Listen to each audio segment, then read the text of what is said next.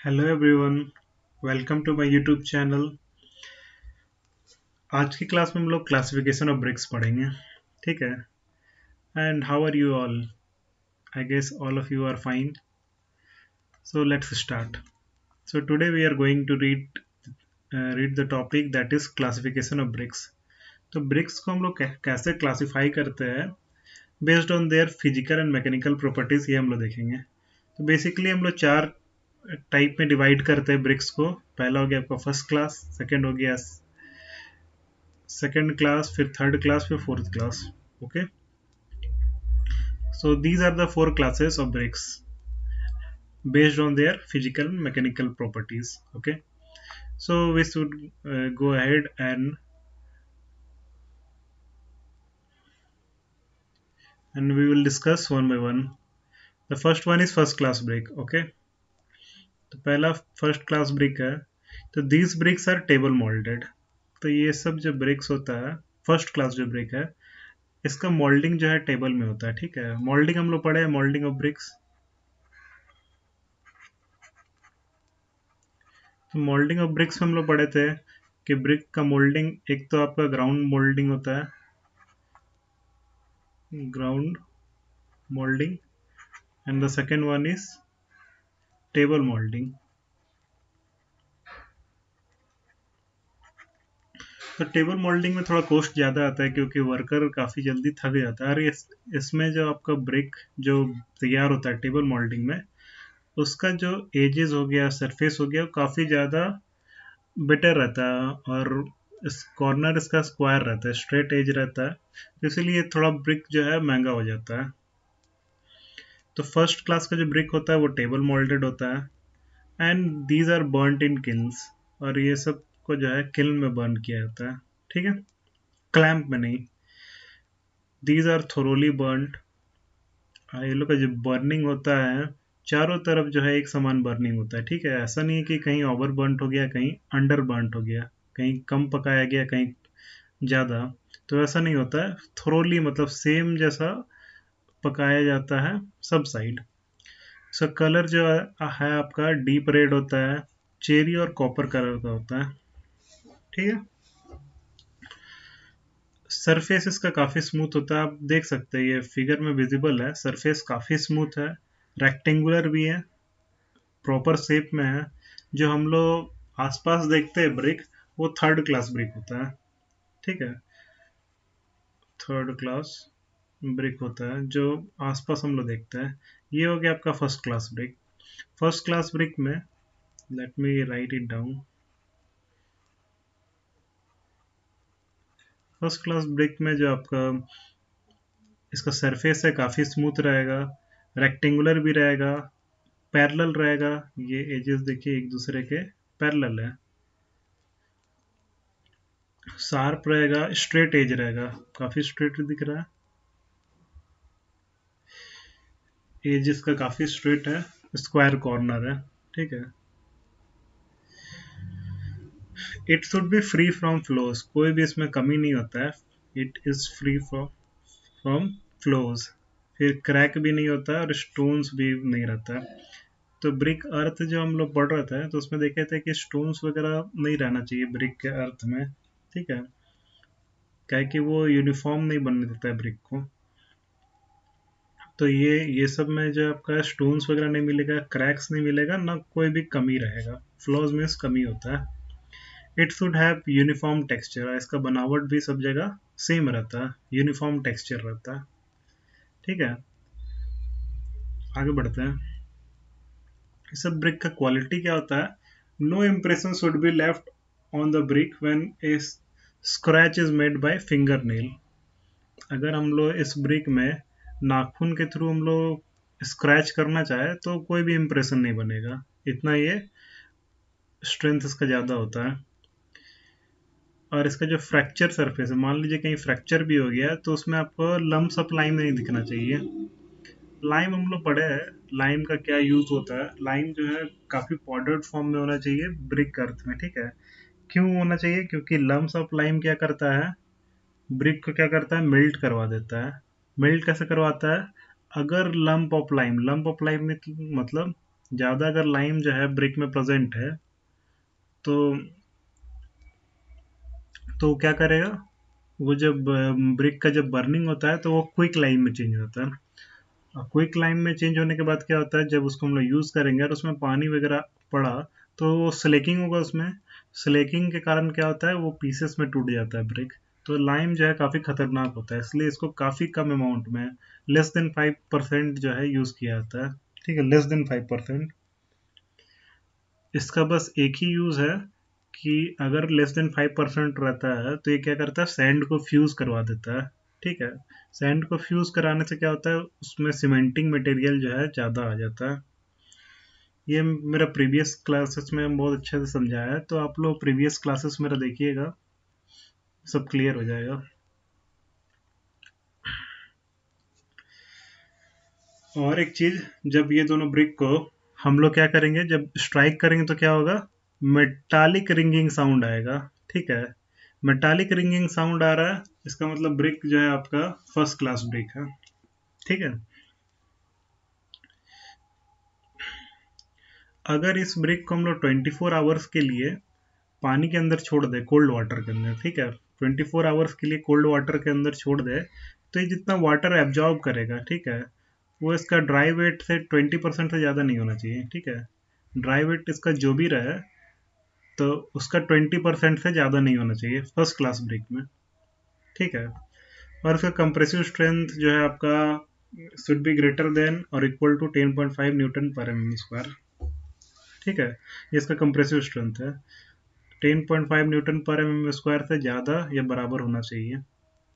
अब इसका यूज़ देख लेते हैं। First class brick are recommended for pointing. Pointing क्या होता है, जो ऑलरेडी हम लोग स्ट्रक्चर कुछ बनाते हैं जिसमें प्लास्टरिंग नहीं हुआ हो, तो वैसे केस में जो अगर मोटार जब पुराना हो जाता है तो उस मोटार को निकाला जाता है, तो उसी को पॉइंटिंग बोलते हैं, और उसकी जगह दूसरा जो बढ़िया मोटार है उसको डाल दिया जाता है। ठीक है, फिर एक्सपोज्ड फेस वर्क में ये यूज़ होता है, जैसे यहाँ पे देखिए, यहाँ पे जो फेस वर्क है जो वो एक्सपोज्ड है, मतलब दिख रहा है, तो ऐसे प्लेसेस में हम लोग यूज़ कर सकते हैं इसको, क्योंकि इसका काफ़ी स्मूथ सरफेस होता है, टेक्सचर मतलब कि यूनिफॉर्म रहता है, इसीलिए इसको फेस वर्क में भी यूज़ किया जाता है। ऐसे नॉर्मल थर्ड क्लास ब्रिक जब हम लोग यूज़ करते हैं तो उसमें प्लास्टरिंग बाहर से कर देते हैं, क्योंकि वो इतना अच्छा दिखता नहीं है, लेकिन ये आप देख सकते हैं, ये काफ़ी बढ़िया दिख रहा है। फिर मशीनरी स्ट्रक्चर का फेस वर्क में यूज़ कर सकते हैं, फ्लोरिंग फ्लोरिंग में भी यूज़ कर सकते हैं हम लोग, फ्लोरिंग एट्रैक्टिव दिखेगा अगर हम लोग फर्स्ट क्लास ब्रिक यूज़ करेंगे, और रेनफोर्स्ड ब्रिक वर्क में भी यूज़ कर सकते हैं। रेनफोर्समेंट क्या होता है, रेनफोर्समेंट में जहाँ पे छड़ यूज़ होता है।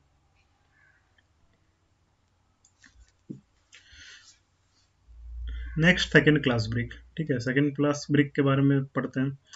तो इसका रिक्वायरमेंट जो है लगभग सेम रहता है फर्स्ट क्लास ब्रिक के, बस थोड़ा थोड़ा अंतर रहता है। क्या अंतर रहता है, these bricks are ground moulded.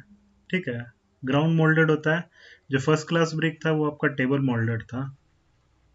ठीक है, यानी वो टेबल में तैयार किया जाता है, लेकिन इसको ग्राउंड में तैयार किया जाता है, मतलब नीचे जमीन में। And they are burnt in kiln, ये भी किल्न में बर्न होता है। ठीक है, इसमें थोड़ा थोड़ा स्मॉल क्रैक्स और डिस्टोर्शन रह जाता है। ठीक है, फर्स्ट क्लास ब्रिक में क्रैक्स फ्री फ्रॉम फ्लॉस था, फर्स्ट क्लास ब्रिक जो था आपका फ्री फ्रॉम फ्लॉस था, कोई भी कमी उसमें नहीं था। इसमें स्मॉल क्रैक्स वगैरह को परमिट किया गया है, थोड़ा मोड़ा हेयर लाइन क्रैक्स वगैरह हो सकता है और डिस्टोर्शन हो सकता है। वाटर एब्जॉर्प्शन जो है 22% है of its dry weight is allowed, मतलब इसका जो भी ड्राई वेट है उसका 22% वाटर एब्जॉर्प्शन अलाउड है। ठीक है, 20% था फर्स्ट क्लास में, 22% है सेकंड क्लास में, थर्ड क्लास में 25% होता है। कंप्रेसिव स्ट्रेंथ जो है इसका greater than equal to 7.0 newton per M square था, और फर्स्ट क्लास ब्रिक का क्या है 10.5, ग्रेटर देन और equal to 10.5 newton per M square है। ठीक है, तो बस इतना डिफरेंस है सेकंड क्लास ब्रिक में और फर्स्ट क्लास ब्रिक में। सेकंड क्लास ब्रिक जो है आपका इम्पोर्टेंट और अनइम्पोर्टेंट हिडन मशीनरी वर्क में यूज होता है। जैसे ये फेस वर्क में यूज नहीं होता है। फर्स्ट क्लास ब्रिक जैसे फेस वर्क में यूज हो रहा था, ये जो आपका इम्पोर्टेंट स्ट्रक्चर में भी यूज होता है, अनइम्पोर्टेंट स्ट्रक्चर में भी यूज होता है, लेकिन एक्सपोज्ड जगह पे नहीं होता है। ठीक है, यहाँ पे दिखे मीन्स इसमें प्लास्टरिंग जो है करना जरूरी होता है। ठीक है, moving to the next is third class brick. Third class brick के बारे में पढ़ेंगे। मैक्सिमम टाइम हम लोग जो यूज करते हैं ब्रिक, जो आसपास हम लोग देखते हैं, वो हो गया आपका थर्ड क्लास ब्रिक। ठीक है, these bricks are ground moulded, इसका मोल्डिंग ग्राउंड में होता है। ठीक है, and they are burnt in clamps, और ये सब का बर्निंग क्लैम्प्स में होता है। ठीक है, फर्स्ट क्लास और सेकंड क्लास का बर्निंग कहाँ होता है? किल्न में, लेकिन थर्ड क्लास का बर्निंग होता है क्लैम्प में। ठीक है, और इसका मोल्डिंग जो होता है ग्राउंड में होता है, टेबल मोल्डेड नहीं होता ये सब ब्रिक थोड़ा सॉफ्ट होता है। ठीक है, रेडिश येलो कलर्ड रहता है ये, रेडिश येलो कलर्ड। और अगर हम लोग दो ब्रिक को स्ट्रक करेंगे तो इसमें डल साउंड आएगा। मेटालिक रिंगिंग साउंड आता था फर्स्ट क्लास ब्रिक में, लेकिन इसमें क्या आएगा? डल टाइप का साउंड आएगा। मीन्स उतना यूनिफॉर्म नहीं है, यानी साउंड का वेव्स जो है क्या अच्छा से मूव नहीं कर पा रहा इसके सरफेस में। ठीक है, इसीलिए डल साउंड प्रोड्यूस करता है। इसमें वाटर एब्जॉर्प्शन जो है आपका 25% है, वो अलाउ किया जाता है, 25% of dry weight. First class में 20% अलाउ करते थे हम लोग ड्राई वेट का, सेकेंड क्लास में 22% की है, थर्ड क्लास ब्रिक में 25% ऑफ ड्राई वेट हम लोग वाटर एब्जॉर्प्शन अलाउ करते हैं। ठीक है, सरफेस इसका काफ़ी रफ होता है, जैसा कि आप लोग देख सकते हैं फिगर में। सरफेस इसका काफ़ी रफ है। Irregular and distorted edge, edge भी आपको जो है आपका स्क्वायर एज नहीं दिख रहा है, काफ़ी डिस्टोर्टेड एज है। ठीक है, तो ये सब जो है थर्ड क्लास ब्रिक है। इसका टेक्सचर भी यूनिफॉर्म नहीं होता है। इसका भी यूज देख लेते हैं हम लोग। यूज क्या हो गया? अनइम्पोर्टेंट जो स्ट्रक्चर है उसमें आपका थर्ड क्लास ब्रिक यूज होता है, और टेम्पोररी स्ट्रक्चर में भी थर्ड क्लास ब्रिक यूज होता है। ठीक है, और वैसा जगह हम लोग यूज करेंगे थर्ड क्लास ब्रिक जहाँ पे रेनफॉल जो है हैवी नहीं हो। ये सब देखिए आप थर्ड क्लास ब्रिक है, कहाँ यूज होगा? जहाँ जो इम्पोर्टेंट स्ट्रक्चर नहीं है, टेम्पोररी स्ट्रक्चर है, वहाँ पे यूज होगा, और जहाँ पे रेनफॉल हैवी नहीं हो। ठीक है, क्योंकि सॉफ्ट होता है और पोरस भी होता है, तो रेनफॉल का फिर पानी जो है उसके अंदर एंटर कर जाता है, तो इसीलिए वैसा जगह यूज ही नहीं होता है जहाँ पे ज़्यादा रेनफॉल होता हो। आगे देखते हैं फोर्थ क्लास ब्रिक। ठीक है, फोर्थ क्लास ब्रिक क्या होता है?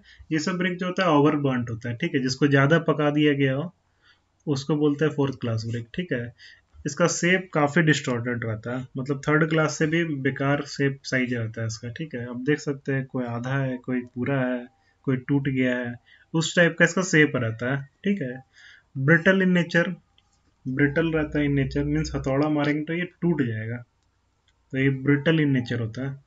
यूजेज क्या है इसका, ये हम लोग देख लेते हैं।